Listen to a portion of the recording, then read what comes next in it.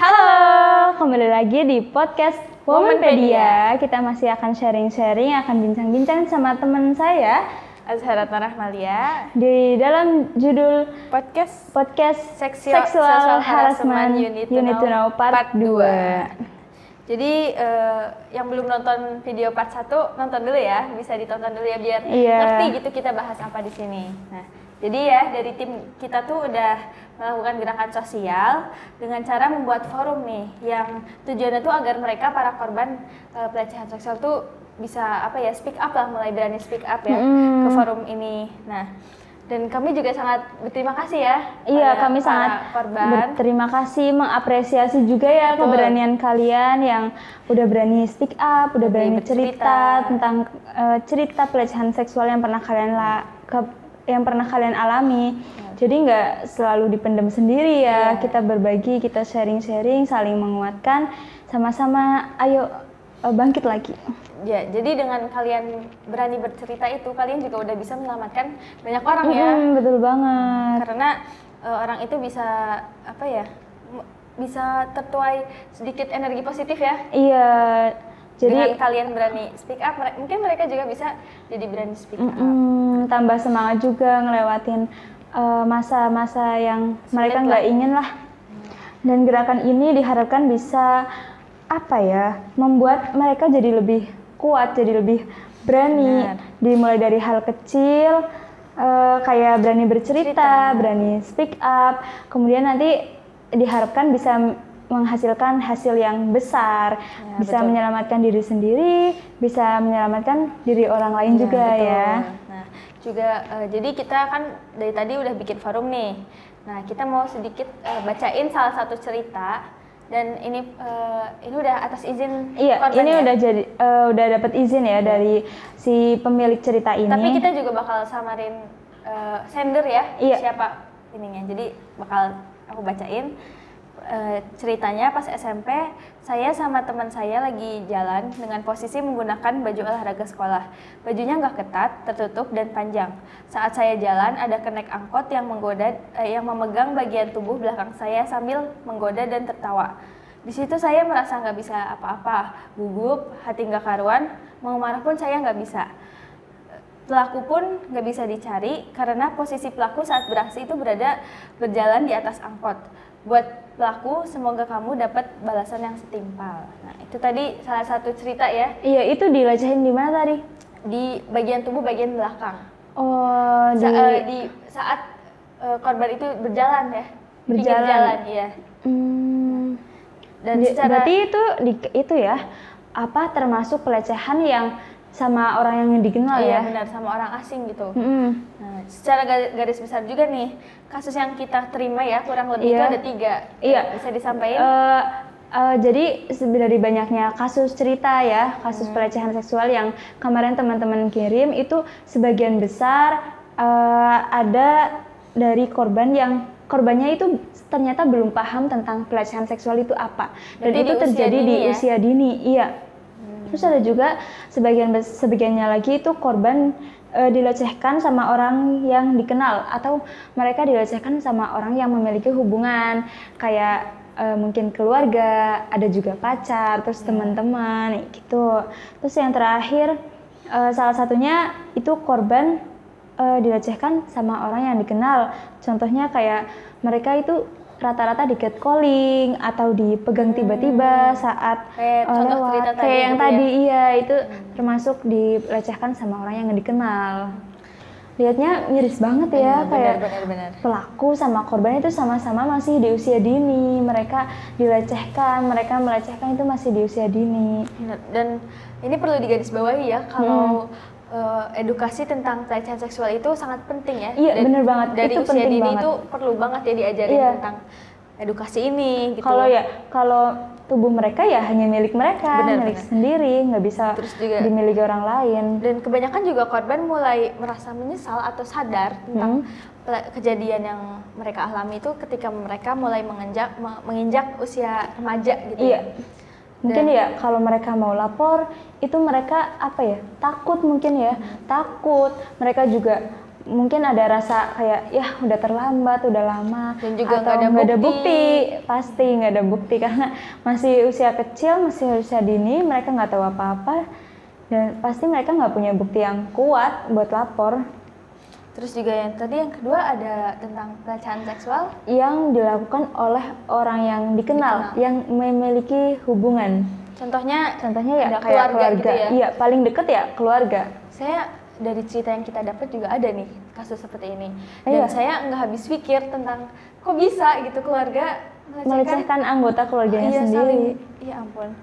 Terus juga kebanyakan korban memilih untuk diam ya. Karena di satu sisi ya mereka itu keluarganya, satu sisi juga mereka jadi korban pelecehan.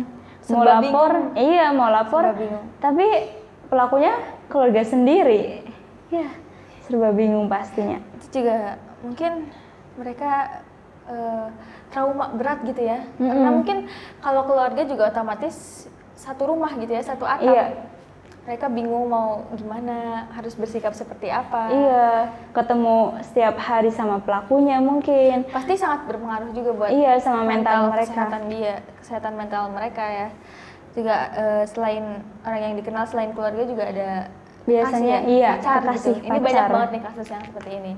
Jadi korban biasanya diancam oleh pelaku untuk mengirim foto, untuk menyebarkan foto syur atau foto nggak senonoh tentang si korban ini. Iya, biasanya dimintai foto bagian tubuh mereka yang seharusnya orang lain itu nggak mendapatkan itu. Iya, nggak perlu dikirim. Atau mungkin ya biasanya juga mereka mengirim itu karena ada rasa kayak iming-iming kasih sayang gitu ya. Dibalut sama kata-kata kasih sayang. Kalau aku ngirim ini pasti aku jadi tambah sayang atau dia jadi tambah sayang sama aku kayak gitu. Itu cuman untuk menuhin hasrat seksual gitu ya. Jadi itu untuk kalian nggak ada kasih sayangnya sama sekali. Itu nggak menunjukkan rasa kasih sayang kalau kayak gitu tuh. Jadi buat kalian hati-hati gitu ya. Jaga diri kalian baik-baik, jaga diri kalian. Jadi anggap ya diri kalian. Jangan pernah mau menyerahkan. Iya, jangan pernah mau menyerahkan diri kalian secara cuma-cuma. Karena ya dirimu ya hanya milikmu gitu ya. Your body is your own. Terus juga ada pelecehan seksual oleh orang yang nggak dikenal ya. Ini gimana nih kasusnya contohnya? Kayak contoh kasus yang tadi udah dibacain. Nah, itu kan dilecehkan sama kenek angkot ya. Dan otomatis pelakunya nggak dikenal ya. Iya, dan itu biasanya pelaku itu posisinya itu nggak diam, maksudnya di tempat keramaian dia melakukan sesuatu hal lain gitu. Terus juga biasanya di pasar kayak gini banyak nih. Di pasar atau lagi di kendaraan kayak tadi di jalan mungkin sepi, pelaku jalan si korban jalan, si pelaku di kendaraan gitu. Jadi bisa dengan seenaknya gitu ngelakuin hal itu. Ya biasanya juga itu dilecehkan secara tiba-tiba, nggak disangka-sangka. Di catcalling juga termasuk. Iya, masuk. Biasanya tuh kalau saya sering nih lagi lewat sama kuli bangunan, sama tukang bangunan nih, sering banget digodain kayak gitu nih. Di catcalling ya? Risih banget rasanya, miris sih ya. Pelaku juga kadangan cuma nyelonong, malah ketawa-ketawa tanpa dosa. Hal seperti itu tuh udah dianggap biasa ya di sini. Iya. Padahal ini nggak biasa. Itu udah termasuk kasus pelecehan seksual. Dan itu kalau kalian mau lapor itu bisa banget dilaporin ya. Bisa kena pidana juga mungkin ya, atau ya kena sanksinya lah si pelaku. Terus juga itu tadi ya, secara garis besar kasus-kasus yang kita terima. Iya, kebanyakan itu dari 3 kasus yang tadi ya. Dilecehkan saat masih kecil, terus dilecehkan sama anggota orang keluarga, yang dikenal kayak anggota keluarga, atau mungkin teman, kekasih. Terus juga dilecehkan sama orang-orang yang nggak dikenal. Orang asing gitu ya. Di catcalling. Terus dilecehkan di tempat umum. Ya kesimpulannya gimana ya? Jadi untuk kalian para pendengar nih, jadilah pendengar yang baik ya untuk mereka untuk mereka para korban. Jadi kalau ada yang cerita, jangan pernah nyalahkan si korban ini nih, jangan disalahkan balik gitu. Karena mereka itu jika mereka udah cerita tuh kalian harusnya diapresiasi, karena untuk cerita hal seberat ini tuh nggak gampang. Mereka itu butuh penyemangat, butuh ya support. Dukungan, ya support. Terus ya Kak, ya kamu jangan memandang salah satu sisi lah. Ya kamu jangan menyalahkan balik, karena ya kamu nggak tahu posisinya si korban itu kayak gimana. Tunjukkan rasa empati ya. Bayangkan kalau kamu jadi dia gitu. Ya, dan buat para korban pelecehan, kalian terus semangat, jangan takut untuk bercerita. Kalau kalian hanya diam. Iya, kalian nggak usah takut cerita kalau sama orang yang tepat, kalau sama orang yang kalian percaya. Kalaupun kalian mungkin nggak ada orang yang dipercaya, ceritalah ke kayak event forum-forum seperti ini nih. Kalian juga bisa nih secara secara rahasia ya. Ini kan sendernya juga tidak diketahui. Ya, secret. Iya. Terus juga jangan hanya diam gitu ya, karena dengan diamnya kamu itu kamu bakal terngiang-ngiang dengan bayangan-bayangan buruk itu ya. Iya, kamu akan selalu dikelilingi, selalu diselimuti dihantui sama ya bayang-bayang yang buruk itulah, nggak enak tadi lah ya.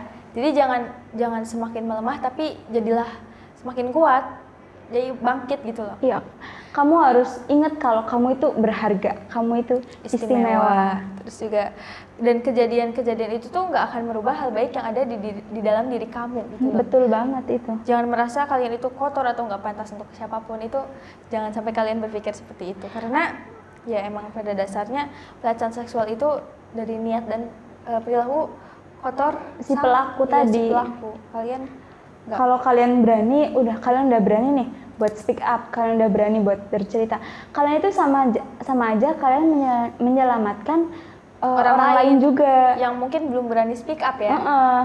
Takut gitu, merasa takut. Kalian kalian udah bisa membantu banyak orang ya. Sekali lagi kami ucapkan banyak terima kasih. Sangat mengapresiasi kalian yang udah berani bercerita, udah berani speak up. Kamu hebat dan kamu istimewa, keren. Kamu kuat, keren. Jadi mungkin udah ya, itu sedikit sharing-sharing pembahasan tentang seksual harassment dari kita. Semoga kedepannya gimana nih? Semoga ya kedepannya kita bisa sharing-sharing lagi. Kalian juga tetap semangat, tetap bangkit lagi. Kuat. Ya, semoga kalian cepat pulih ya. Iya benar. Cepat pulih dari luka yang udah kalian alami, kalian dapatkan itu ya. Iya. Mungkin cukup sekian ya pembahasan tentang seksual harassment kita. Ya, semoga konten ini bisa membantu banyak orang, bermanfaat, bisa untuk orang-orang yang masih awam tentang pelecehan seksual ya. Disinilah kita sharing-sharing bareng, belajar bareng. Dan gitu. juga link yang kita buka, link yang kita sediakan juga itu selalu terbuka. Jadi kalau kalian yang masih pengen cerita atau mungkin takut untuk bercerita ke orang terdekat kalian, ya kalian bisa tuh ngisi di link itu. Iya. Mungkin dengan adanya link itu kalian bisa jadi lega gitu untuk bercerita ya. Iya, dan itu insya Allah aman ya, karena karena itu nggak kalian bisa memilih untuk menyamarkan nama atau nggak menyebutkan nama kalian, dan itu nggak tercantum ya nama sendernya. Itu aman. Ya, cukup sekian mungkin ya pembahasan pada sore hari ini. Iya. Pada hari ini. Terus ya jangan lupa subscribe dan nyalakan loncengnya supaya nggak ketinggalan nih berita-berita yang mungkin ya besok kita akan bahas lagi ya. Sampai jumpa di konten berikutnya. Besok kita akan bahas apa lagi ya? Kira-kira? Tunggu aja. Iya, kita masih akan membahas tentang wanita, perempuan nanti di segmen Womanpedia dengan judul yang berbeda, yang pastinya akan menarik ya. Pasti menarik. Kita akan sama-sama ngobrol dengan sama-sama perempuan. Benar-benar. Tentang seputar perempuan ya. Ya, dari hati ke hati juga tentunya. Ya, cukup sekian mungkin. Sampai jumpa di next episode. Bye bye.